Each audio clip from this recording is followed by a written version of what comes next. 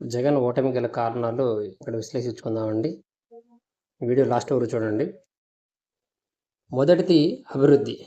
మొదటి నుంచి జగన్ అభివృద్ధి మీద ఫోకస్ పెట్టలేదనే వాదన బలంగా ఉంది. వాటిలో ముఖ్యమైనది రోడ్లు, నీటిపారుదల ప్రాజెక్టులు. ఒక్క ప్రాజెక్ట్ కొత్తది మొదలుపెట్టలేదు, ఉన్నవి పూర్తి చేయలేదు. ఒక్కో ప్రాజెక్టుకి 2 సార్లు భూమి పూజ. ఉదాహరణకి కడప స్టీల్ ప్లాంట్ 2018లో టీడీపీ భూమి పూజ చేస్తే జగన్ 2019లో ఒకసారి, 2023లో రెండోసారి భూమి పూజ చేశారు. కానీ పనులు మొదలు కాలేదు.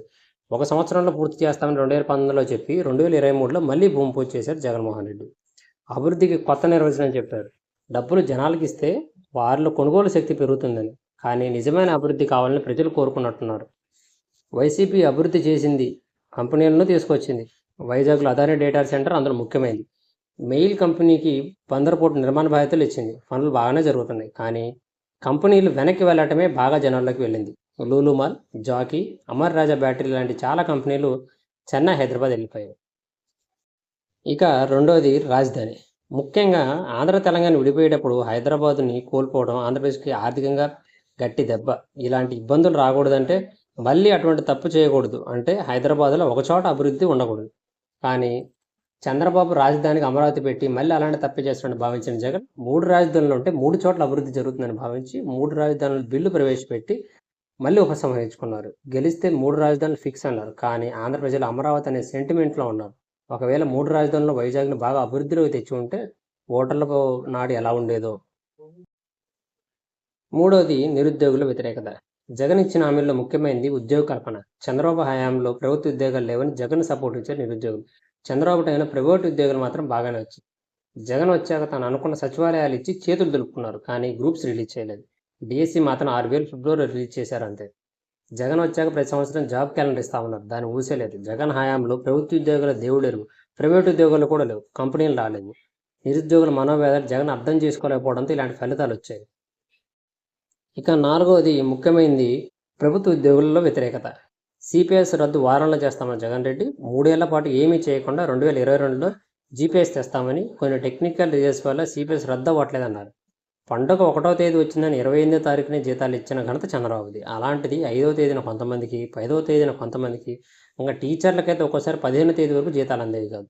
వాళ్ళకి రావాల్సిన డిఎల్ టైంకి ఇవ్వకపోవడం, వాళ్ళు దాచుకున్న జీపీఎఫ్ పాత డబ్బులు గవర్నమెంట్ తీసుకోవడం, సరెండర్ జీపీఎఫ్ లోన్లు అప్లై చేసి 3 నెలలైనా ఇవ్వకపోవడం, ఉద్యోగ సంఘ నాయకులను మాట్లాడకుండా చేయడం జగన్ వ్యతిరేకతను పెంచాయి. అన్నిటికన్నా ముఖ్యమైనది పీఆర్సీ.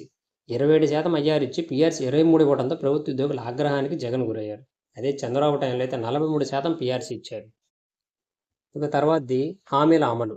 మద్యపాన నిషేధం చేయకుండా ఓట్లు అడగమని చెప్పిన జగన్ హామీ నిలబెట్టుకోలేకపోయారు. రేట్లు పెంచి రోజువారీ కార్మికుల కుటుంబాల్లోకి డబ్బులు ఇంటికి రాకుండా చేశారు. మందులో కొత్త బ్రాండ్లు తీసుకొచ్చి వాటిల్లో కిక్కు తక్కువగా ఉండటం వల్ల 1కి బదులు 2 తాగేవాళ్ళు.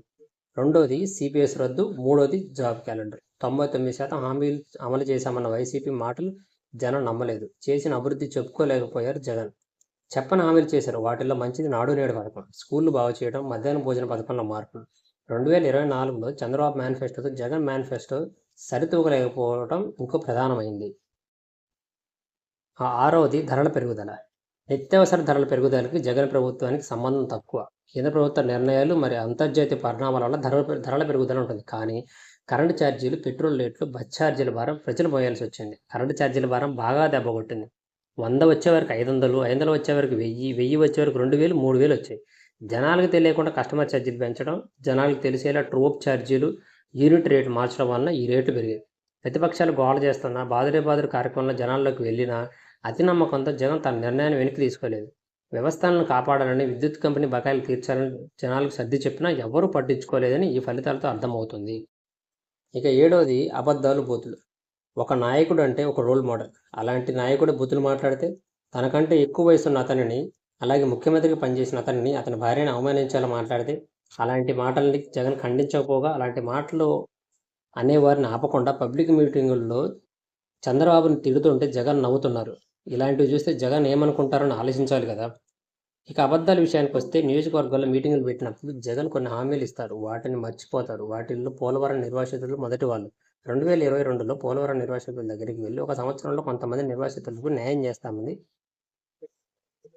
అన్నారు. 2022లో కొట్టుకుపోయిన అన్నమయ్య డ్యామ్ ఒక సంవత్సరంలో కట్టి నిర్వాసితులకు ఇల్లు కట్టిస్తామన్నారు. కానీ ఇప్పటి వరకు ఏ విధమైన న్యాయం జరగలేదు. ఇక 8వది లా అండ్ ఆర్డర్. 2019లో ఓడిపోయాక చంద్రబాబు అమరావతికి వెళ్తే ఒక అతను చెప్పు చంద్రబాబు మీదకి వేస్తే అప్పుడు డీజీపీ గౌతమ్ సవాంగ్ వాళ్ళెవరో బాధతో వేశారని వ్యాఖ్యానించారు. ఒక డీజీపీ అలా మాట్లాడ్డ బాధ్యత రాహిత్యం కాదా? 2020లో స్థానిక సంస్థల ఎన్నికల్లో మాచర్లో గాయపడ్డ టీడీపీ కార్యకర్తలను పరామర్శించడానికి వెళ్ళిన టీడీపీ నాయకులు బోండా ఉమాకారుపై ఒక పెద్ద సైజు బాల్ తీసుకుని విచక్షణారహితంగా దాడి చేసిన అతనికి మాచర్ల చైర్మన్ పదవి ఇచ్చారు. మంత్రి జోగి రమేష్ చంద్రబాబు ఇంటిపై దాడి, వైసీపీ వాళ్ళు టీడీపీ మంగళగిరి ఆఫీసుపై దాడి చేస్తే అది జగన్ని తిడితే తట్టుకోలేక కడుపు మండి దాడి చేశారని జగన్ అన్నారు. అదే టీడీపీ వాళ్ళు దాడి చేస్తే అరెస్ట్ చేసి బెండు తీస్తారు. ఇలాంటి వాటికి జగనే వత్తాసు పలికితే లా అండ్ ఆర్డర్ ఎలా కంట్రోల్లో ఉంటుంది? అలాంటి చేయొద్దని జగన్ హెచ్చరించాలి కదా. ఇక 9వది అతి నమ్మకం. వై నాట్ 175 అని జగన్ అన్నప్పుడు 87% మంది పథకాల వల్ల సంతోషంగా ఉన్నారన్నప్పుడు తనని తాను మోసం చేసుకోవడమా లేదా జనాన్ని ఇన్ఫ్లుయెన్స్ చేయడం అంటారా? అంత మెజారిటీ వచ్చిన చంద్రబాబును ఓడించాలని ప్రయత్నాలు చేయడం అతి నమ్మకమే కదా. చుట్టూ ఉన్న అబద్ధాలను నిజమని నమ్మించడానికి సాక్షి టీవీని పేపర్ని వాడుకొని అదే నిజం అనుకుంటే ఎవరి తప్పులు వాళ్ళకి ఎప్పుడు తెలుస్తుంది? తెలిసిన తప్పుల్ని లైట్ తీసుకోకుండా దాని మీద ఫోకస్ పెట్టకుండా అసలు తప్పే లేదని కళ్ళు మూసుకొని 170 వస్తాయంటే పిల్లి కళ్ళు మూసుకొని పాలు తాగుతూ నన్ను ఎవరు చూడట్లేదని అనుకున్నట్లు ఉంటుంది కదా. ఇక చివరిది పార్టీ వ్యవహారాలు, పార్టీల వ్యతిరేకత. జగన్ చేసిన అతిపెద్ద తప్పు 80 మంది ఎమ్మెల్యేల మార్పు. అందరూ ఓటు వేసేది జగన్మోహన్ చంద్రబాబు చూసే. 5 ఏళ్ళు వాళ్ళ నియోజకవర్గంలో ఒక టీంని ఏర్పాటు చేసుకున్న ఎమ్మెల్యేలు సడన్గా ఇంకో నియోజకవర్గం అంటే అక్కడ అందరితో సమన్వయం చేసుకోవడం కష్టమే కదా.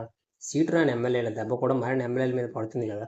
ఎమ్మెల్యేని జగన్ డైరెక్ట్గా కలిసి మాట్లాడకపోవడం, ఎక్కువగా సజ్జల రామకృష్ణారెడ్డి, విజయసాయిరెడ్డి లాంటి వాళ్ళు పార్టీ వ్యవహారాలు తలదూర్చి జగన్ దగ్గర ఎమ్మెల్యేలు వెళ్లకుండా చేయడం కొంపముంచాయి. అవినీతి జరిగిన చర్యలు తీసుకోకపోవడం, చంపి డోర్ డెలివరీ చేసిన వ్యక్తిని పార్టీ నుంచి సస్పెండ్ చేయకపోవడం, పార్టీ నాయకులు వ్యక్తిగత దూషణలు దిగి సబ్జెక్టు మీద టీడీపీ కౌంటర్లు ఇవ్వకపోవడం లాంటివి జగన్ కొంపముంచాయి. జనాల మధ్యలో రాకుండా పరదాల ముఖ్యమంత్రిని పేరు తెచ్చుకున్నారు జగన్. ఎన్నికల ముందే జగన్పై దాడులు జరగడం కూడా జగన్ మీద నమ్మకం సన్నగిల్లేలా చేశాయి. ఇవి నాకు అనిపించిన విషయాలు. ఇవి నిజమనుకుంటే ఛానల్ సబ్స్క్రైబ్ చేయండి. అలాగే మీకు ఇంకా ఏమైనా కారణాలు ఉంటే కామెంట్ చేయండి. ఓడిపోయామని వైసీపీ వాళ్ళు బాధపడొద్దు. తప్పులు తెలుసుకొని వాటిని సరిదిద్దుకొని 2029లో గెలవడానికి ఇప్పటి నుండి జనాల్లో ఉండండి. గెలిపోవటం రాజకీయాల్లో సహజమే. చంద్రబాబు కూడా 3 సార్లు ఓడిపోయారు, 3 సార్లు గెలిచారు. ఇప్పుడు 4వ సారి మళ్ళీ అధికారంలోకి వచ్చారనే విషయం మర్చిపోకండి. Thank you.